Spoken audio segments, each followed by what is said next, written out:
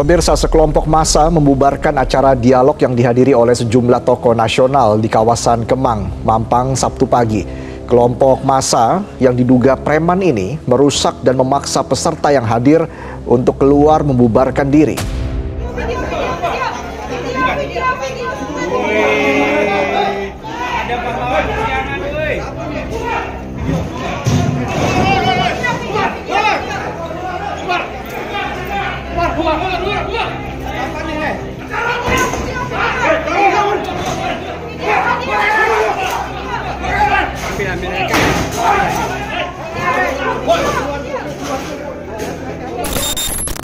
Premanisme ala pemerintahan Jokowi, diskusi dihabisi, demokrasi terancam. Assalamualaikum warahmatullahi wabarakatuh. Halo Sobat RJ, apa kabar kalian semua? Hari ini kita bakal ngebahas topik yang membuat kita gelisah, geram, tapi juga ya sedikit lucu dan absurd kalau kita mikirnya pakai kepala dingin. Karena di negeri yang katanya demokrasi ini, diskusi kritis malah dibubarin oleh preman-preman tak diundang. Ya, kita lagi ngomongin soal pembubaran diskusi di Kemang yang dihadiri oleh tokoh-tokoh kritis seperti Refli Harun, Said Didu, Din Samsudin, dan teman-teman yang lain. Kebebasan berekspresi dibungkam dan diteror. Jadi ceritanya begini sob, di sebuah hotel di Kemang, Jakarta Selatan, Forum Tanah Air atau FDA ngadain diskusi yang membahas soal evaluasi pemerintahan Jokowi. Nah, diskusi ini sempat bikin beberapa pihak yang akhirnya panas dingin. Sampai akhirnya muncul segerombolan orang misterius yang tiba-tiba masuk lewat pintu belakang. Tanpa babi bu, mereka langsung berbuat anarkis, merusak apapun yang ada di dalam gedung. Seperti dalam video berikut ini.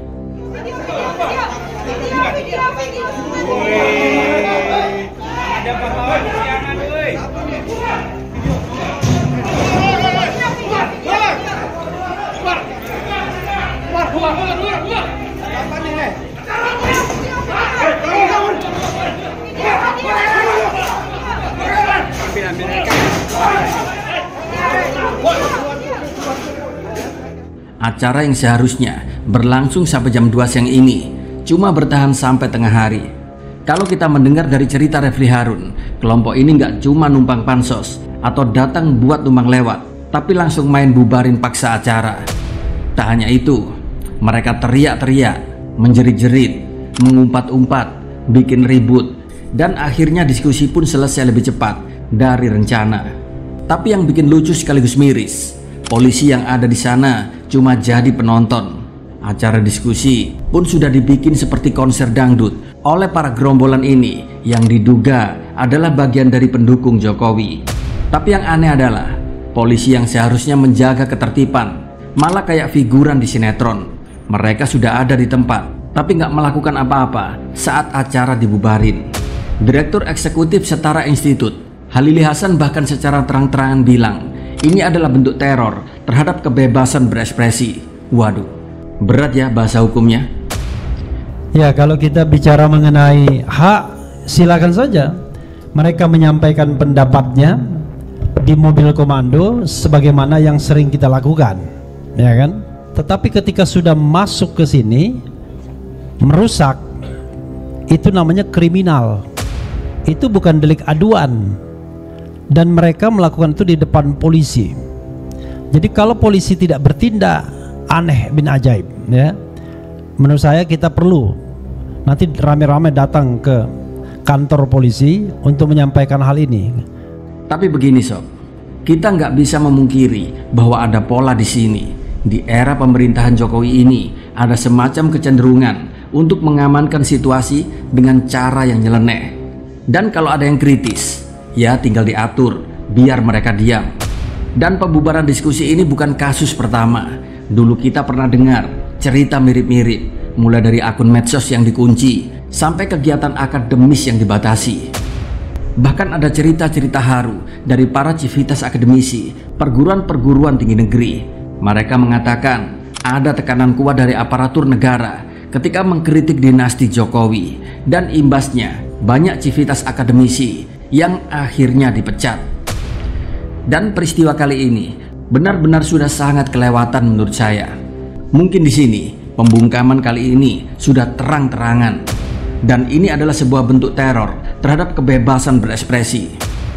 Dan pertanyaan yang sering muncul saat ini, apakah ini yang disebut sebagai pasukan berani mati Jokowi? Seperti beberapa waktu lalu yang viral, ingin buat apel akbar nggak jadi? Mungkin saja. Dan kalau kita tanya, siapa dalang dibalik semua ini? Ya jawabannya klasik lah. Kita semua nggak tahu siapa yang gerakin. Bahkan Refli Harun sendiri juga bilang begitu.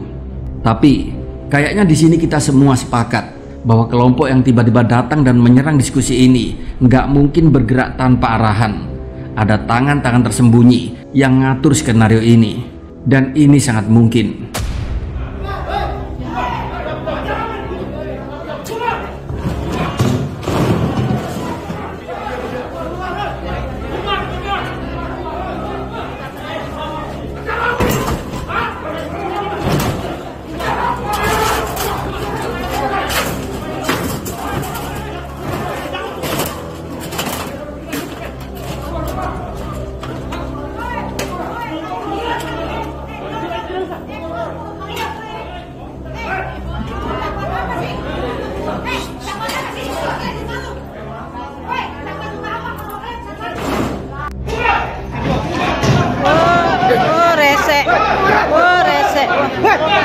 Rese. Ini polisi kemana nih? Berdasarkan keterangan Kapolres Jakarta Selatan, Kombes Adi Rahmat Itnal, saat ini pihak kepolisian sudah mengidentifikasi 10 pelaku dari video CCTV. Mereka akan ditangkap dan diproses secara hukum. Tapi yakin gak sih bakal ada proses yang serius? Karena ya udah sering kan kejadian serupa, tapi nggak ada kelanjutannya. Mungkin saja di sini hanya sekedar penenang biar publik bisa adem. Mungkin gitu kali ya logikanya. Lahirnya rezim anti kritik. Dalam kejadian ini kita perlu menggarisbawahi satu hal penting. Di bawah kepemimpinan Jokowi, ruang kritik sepertinya makin menyempit. Para kritikus dianggap sebagai ancaman, bukan lagi sebagai bagian dari proses demokrasi yang sehat. Mungkin Jokowi, keluarga, dan koalisinya, mereka perlu menjaga citra. Dan kritik ini sudah dianggap ancaman. Padahal justru kritik itu sangat penting. Kalau pemimpin kita nggak bisa dikritik, apa bedanya dengan rezim otoriter? Dan pemerintah yang sehat itu adalah pemerintah yang bisa menerima kritik lalu memperbaiki diri, bukannya malah berusaha untuk membungkam. Paham kan Pak Jokowi? Salah satu yang bikin kita miris tapi sedikit ketawa adalah bagaimana preman bisa masuk lewat pintu belakang dan membubarkan acara tanpa halangan berarti. Padahal kabarnya di sana banyak sekali anggota kepolisian serta para satpam hotel. Dan inilah indikasi bahwa demokrasi kita sedang tidak baik-baik saja. Demokrasi dirongrong oleh tangan-tangan yang tidak kelihatan, tapi dampaknya begitu nyata. Hari ini diskusi dibubarin, para pengkritik dibungkam. Mungkin saja besok mungkin kita nggak bisa lagi bebas bicara di warung-warung kopi. Jangan sampai ya. Di sini kalian mungkin mikir, terus apa yang bisa kita lakukan? Nah, ini poin pentingnya. Sobat RJ, jangan pernah takut buat bicara, buat mengkritik, terutama tentang sebuah kebenaran. Karena diam kita adalah kemenangan buat mereka yang ingin membungkam. Kalau kita diam, ya udah, mereka bakal semakin nyaman melakukan hal-hal kayak gini. Yang jelas, kita harus terus menjaga kebebasan kita untuk berpikir, berekspresi, dan berdiskusi. Kalau kita nggak bersuara, lalu siapa lagi coba? Dan kalau kita takut, ya habislah sudah.